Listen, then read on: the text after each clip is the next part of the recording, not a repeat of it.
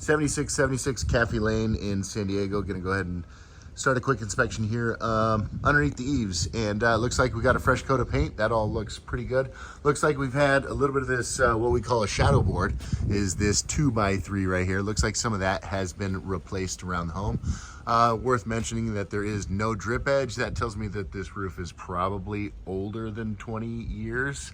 Typically, if a roof is any newer than that, it would have a drip edge flashing there, and that is not present. We got a seam right here, which means that piece has been replaced. Looks like a little rotten or split wood here and there. Underneath the eaves, nothing too crazy, but let's go ahead and take a peek at the roof. 3-tab asphalt shingle, not used very often these days. Life expectancy, expect to last about 20 years. And I would put this again at the 20 to 25 year mark. This side of the roof is in the best condition on this house because it is north facing, and the north facing roof gets the least amount of sun exposure, so it actually stays in decent shape. Looks like at some point there was a heat vent added, most likely for a new furnace, a relocated furnace, something like that. Typically there's only two heat vents on a house, one for the water heater and one for the furnace, and this one has 3, so one of those could probably be deleted when this house gets re-roofed. These are scraps from adding that one right there.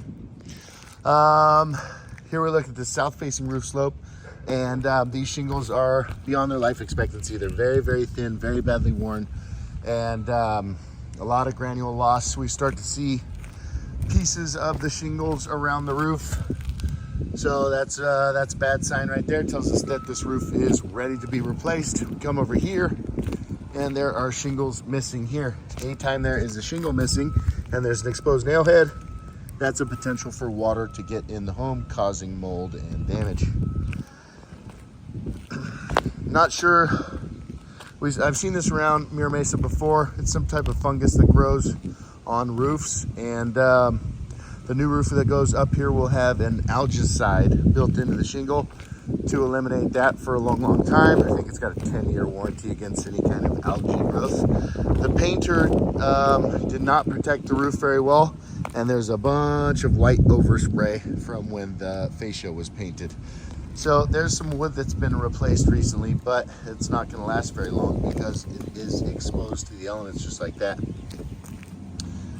Come to the back of the house, and that's the overspray continues, and then the missing shingles continue. The patio cover roof is in rough shape also. The material doesn't appear to be in horrible condition.